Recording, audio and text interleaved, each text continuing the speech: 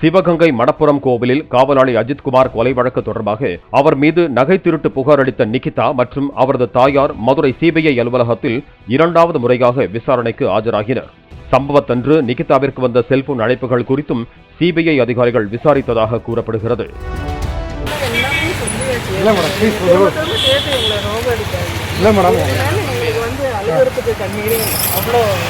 கஷ்டப்பட்டுட்டோம்.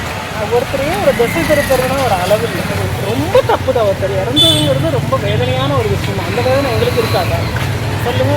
நம்ம வேணுன்ட்டே அவங்க சாகணும்னா நினைச்சோம், அது கண்டிப்பாக கிடையாது. எவ்வளவோ வேதனையில தான் நாங்களும் இருக்கோம்.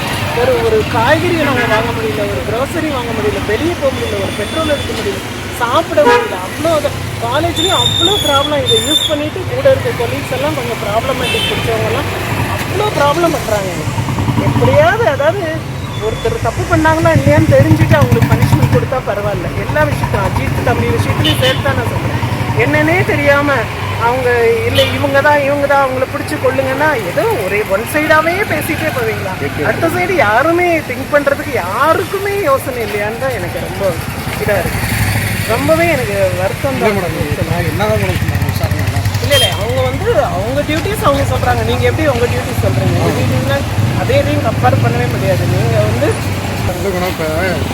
திருட்டு போனதான் புகார் கொடுத்தது மட்டும்தான் உங்களுடைய. மற்றபடி நாங்கள் வீட்டுக்கு போயிட்டோம், அவ்வளோதான் நடந்தது. புகார் கொடுத்துட்டு நாங்கள் வீட்டுக்கு போயிட்டோம். அதுக்கப்புறம் என்ன நடந்ததுன்னு எங்களுக்கு எதுவுமே தெரியாது.